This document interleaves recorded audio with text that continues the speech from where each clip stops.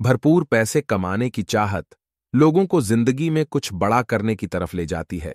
इसलिए अगर आप 9 to 5 जॉब से हटकर बिजनेस करने का सपना रखते हैं और जिंदगी में खूब नाम और पैसा कमाना चाहते हैं, तो आज हम आपके साथ कुछ ऐसी बिजनेसमैन की प्रेरणादायक कहानियां साझा करेंगे जिन्होंने कठिन हालातों में भी सफल बिजनेसमैन बनने के अपने सपने को सच कर दिखाया।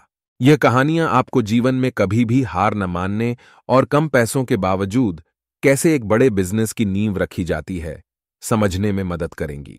कॉलेज से ग्रेजुएट होने के बाद अधिकतर लोग जहां करियर में जॉब पाने के बारे में सोचते हैं, वहीं प्रतीक दोषी की सोच सबसे अलग थी।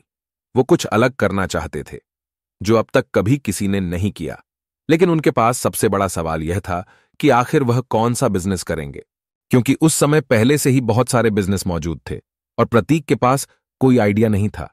उन्हें सिर्फ इतना पता था कि वे अपना खुद का कुछ करना चाहते हैं। बरसात के मौसम में एक दिन प्रतीक जब मुंबई के लोकल ट्रेन का धक्का खाते हुए बारिश से बचते बचते घर जा रहे थे, तब उनकी नजर अचानक छतरी पर जाकर रुकी। जब उन्होंने ध्यान दिया तो पाया कि सभी लोगों के पास सिर्फ काले और हल्के रंगों की ही छतरी हैं। छतरी में किसी भी तरह की कोई प्रिंट या डिजाइन नहीं है। लोगों के इन छतरी को देखते हुए उन्हें एक बहुत ही जबरदस्त आइडिया उनके दिमाग में आया। उन्होंने सोचा, क्यों ना डिजाइन और प्रिंट वाले छतरी का बिजनेस किया जाए।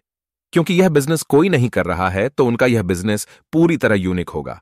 इस आइडिया को सोचकर प्रतीक बहुत खुश हो गए और वह अपने घर गए। अपने घर जाकर जब उन्होंने अपना ही आइडिया अपने परिवार को बताया, तब उनके परिवार ने उनसे कहा कि क्या तुमने छतरी बेचने के लिए इतनी पढ़ाई की है? घर वालों को प्रतिक्रिया देखकर प्रतीक जरूर निराश हुए, लेकिन तब तक प्रतीक के मन में यह आइडिया पूरी तरह बस चुका था। उन्हें सिर्फ किसी भी हालत में अपनी छतरी का बिजनेस शुरू करना था।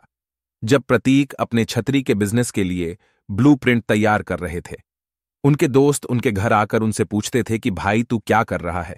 तो प्रतीक जवाब में कहते थे कि मैं अपना छतरी का बिजनेस करना चाहता हूं। अपनी छतरी बिजनेस के लिए उन्होंने डिजाइनर से डिजाइन तैयार करवाए, लेकिन जब उन्होंने यह डिजाइन पब्लिशर को दिखाया तो कोई भी पब्लिशर उनके डिजाइन को पब्लिश करने के लिए नहीं माने, क्योंकि इंडिया जैसे देश में नई नई चीजों को जल्दी एक्सेप्ट नहीं किया जाता है। इसीलिए कोई भी प्रतीक के डिजाइन को पब्लिश करने के लिए मान नहीं रहे थे। लेकिन प्रतीक ने हार नहीं मानी और एक के बाद एक पब्लिशर के पास जाते रहे। 11 पब्लिशर ने उनके डिजाइन को बेकार बताकर उनकी डिजाइन छतरी पर प्रिंट और उसकी मार्केटिंग करने से मना कर दिया था। लेकिन 12वीं पब्लिशर को प्रतीक का आइडिया यूनिक और अलग लगा, जिसके कारण उन्होंने प्रतीक के डिजाइन को प्रिंट कर दिया और फिर उन्होंने मार्केटिंग का काम भी शुरू कर दिया। प्रतीक ने अपनी छतरी पर वड़ा पाव, स्माइली जैसे अलग अलग तरह के कई सारे डिजाइन प्रिंट करवाए। सारी छतरी प्रिंट हो जाने के बाद प्रतीक ने खुद मार्केटिंग का काम भी शुरू कर दिया। 6 महीने तक प्रतीक इस काम में जुटे रहे, लेकिन कड़ी मेहनत के बाद भी उन्होंने सिर्फ 800 छतरी ही बेचे थे। फिर उनके किसी दोस्त के बताने पर उन्होंने अपनी छतरी का बिजनेस ऑनलाइन ले जाने के बारे में सोचा। प्रतीक अपने छतरी के बिजनेस पर अपना पूरा हाथ पैर मार लेना चाहते थे, ताकि बाद में उन्हें किसी भी तरह का कोई पछतावा ना रहे। प्रतीक कहते हैं कि बिजनेस को ऑनलाइन ले जाने के लिए और मार्केटिंग करने के लिए 18 घंटे काम करते थे। वो कहते थे कि उस समय रावण के तरह उनके भी 10 सर थे, एक डिजाइनिंग में तो दूसरा मार्केटिंग में। अकेले वो सभी चीजों को संभाल रहे थे। अपने बिजनेस को ऑनलाइन ले जाने के बाद प्रतीक को बहुत डर लग रहा था कि कोई उनकी छतरी खरीदेगा भी है नहीं। इसलिए उन्होंने अपने पिता से कहा कि प्लीज आप एक छतरी खरीद लीजिएगा, ताकि मुझे तसल्ली रहेगी मेरी एक छतरी बिक गई है।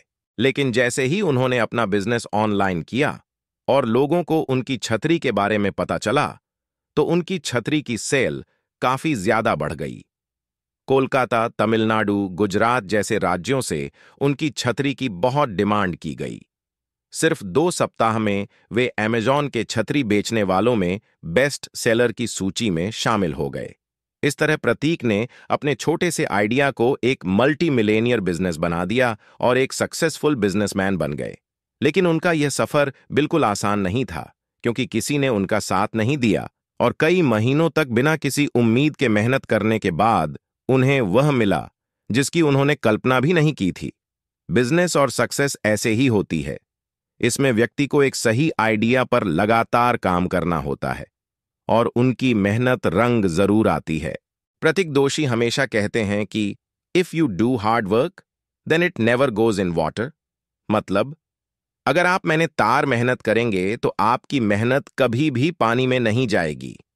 हम सभी यही सोचते हैं कि दूसरों की जिंदगी अच्छी और आसान होती है, लेकिन लोगों की जिंदगी वैसी नहीं होती जैसे हम सोचते हैं। हमारी तरह उनकी जिंदगी में दुख और उदासी होती है, लेकिन फर्क इस बात से पड़ता है आप उदास होने पर किस चीज को चुनते हैं, क्योंकि इंसान की चॉइस ही उन्हें तरक्की और फेलियर के रास्ते में ले जाते हैं।